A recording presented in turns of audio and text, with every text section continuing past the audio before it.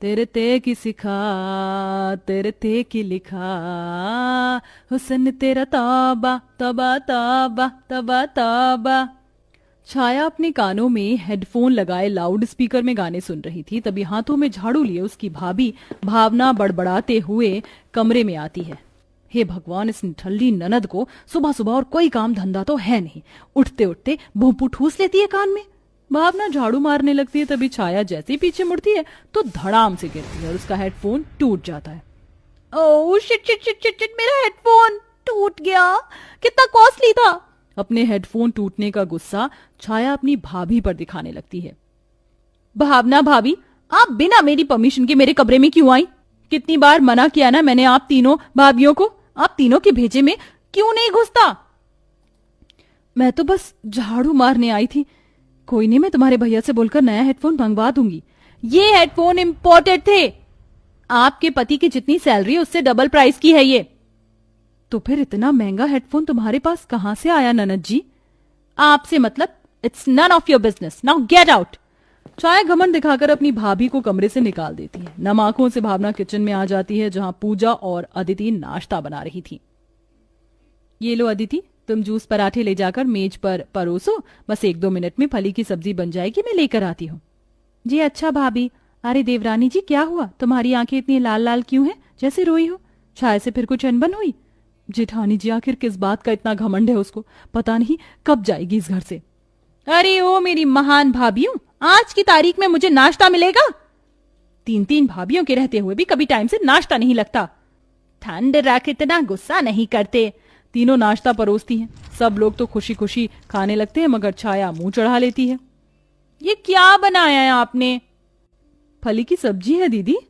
Exactly, फली की सब्जी, जो कि मुझे फूटे आंख भी पसंद नहीं। ऐसा करो, तुम ही तीनों खा लेना मेरे बदले। छाया घमंड में पिनक कर अपना पर्स उठाती है और पैर पटकते हुए चली जाती है, जिस पर सास तीनों की क्लास लगाती है। पड़ गई तुम तीनों के कलेजे को ठंडक, मेरी फूल सी नाजुक सी बच्ची को भूखा भेज दिया। सास की डांट खाकर तीनों काम में लग जाती हैं। तभी अदिति छत से देखती है कि नंद गली के नुक्कड़ तक जाकर एक लड़के के साथ बैठकर निकल जाती है। हाय राम, देखो तो कैसे चिंगम की तरह उस लड़के में चिपक कर बैठ रही है। वैसे तो सासू माँ कहती नहीं थकती कि उनकी बेटी कितनी शरीफ है, मगर ये तो चक्कर चला रही है। अदिति अपनी ननद के अफेयर के बारे में पूजा भावना को बताती है। शाम में गुनगुनाते हुए छाया घर आती है। ननद जी आ गई आप? रात का खाना खाएंगी ना? नहीं, मेरा खाना मत बनाना, आप तीनों के हाथों का बेस्वाद खाना खाकर मैं पक चुकी हूँ। बिना घमंडी दिखाए तो इसके पेट का पानी नहीं पचता। अगर अंबानी की औलाद होती तब ना जाने क्या करती। अरे तुम दोनों ने देखा, हमारी ननद के हाथ में गिफ्ट बॉक्स था। तीनों दरवाजे पर आकर खड़ी होकर अंदर झांकती हैं। उधर कमरे के अंदर ननद तोहफा खोलती है, जिसे देखकर तीनों भाभियों का मुंह खुला का खुला रहता है। वाओ, बैलेंसियागा की ड्रेस, गुची की सैंडल, ये शौर्य सिंघानिया तो बड़ा अमीर बंदा निकला। मेरे अभी तक के बॉयफ्रेंड में सबसे अमीर है। ये सुनकर तीनों भाभियां एक दूसरे के चेहरे देखने लगती हैं। हाय तौबा तौबा, मुझे तो लगता था कि हमारी ननद सिर्फ घमंडी है, मगर ये तो कैरेक्टर की ढीली है। पता नहीं कितनों के साथ अफेयर है इसका। अरे क्यों ना हम इस लड़के से ही डायरेक्ट मिल लेते हैं, फिर इस घमंडी ननद की विदाई करवा देंगे। अगले दिन तीनों भाभी अपनी ननद का पीछा करती हैं। तभी चमचमाती सी कार में छाया बैठ जाती है। ये तो कार में बैठ के फरार हो गई। वो जा रही है कार, चलो।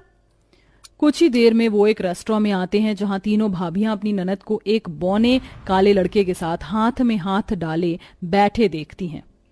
देखो स्वीट हार्ट, अब मुझसे जुदाई बर्दाश्त नहीं होती। बताओ कब रिश्ता लेके आऊं तुम्हारे घर? हम कब तक छुप छुप कर मिलेंगे?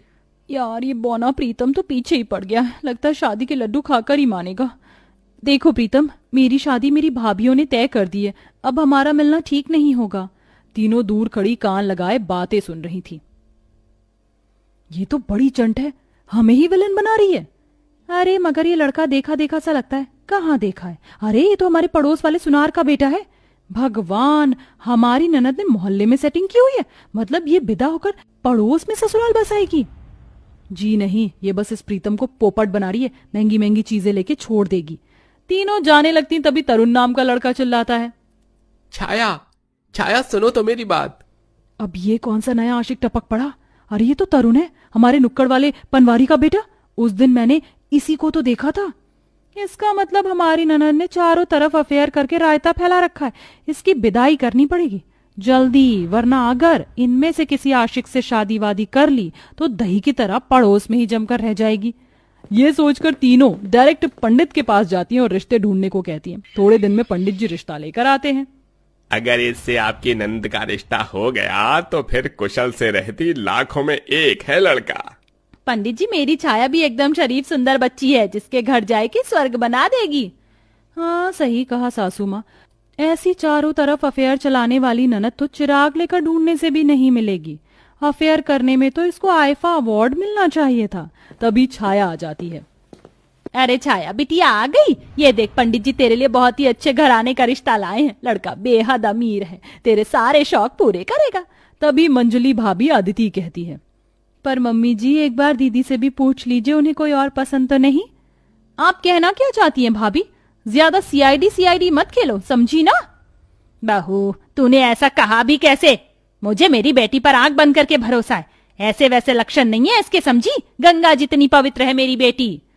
दोनों माँ बेटी तीनों बहुओं पर दाना पानी लेकर चढ़ जाती हैं। अब शादी की तैयारी होने लगती है और पूरे मोहल्ले में कार्ड बढ़ जाता है। मगर शादी के दिन छाया घमंड में कहती है, आहा, कितने लड़के घुमाए मैंने, फाइनली आज सबका दिल टूटने वाला है। So sad.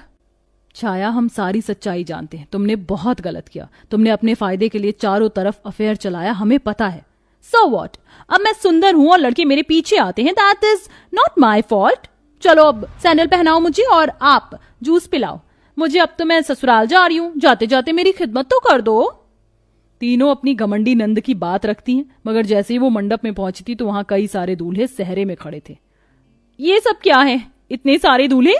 तभी सब अपना अपना चेहरा दिखाते हैं। तभी बौना प्रीतम आगे आता है। छाया, तुम मुझसे छोड़कर शादी कर रही हो? मैंने तुम्हें कितने महंगे महंगे गिफ्ट दिए, अपने बाप के पैसे चुरा के तुम्हें महंगा परफ्यूम दिया, और तुम मुझे डिच कर रही हो।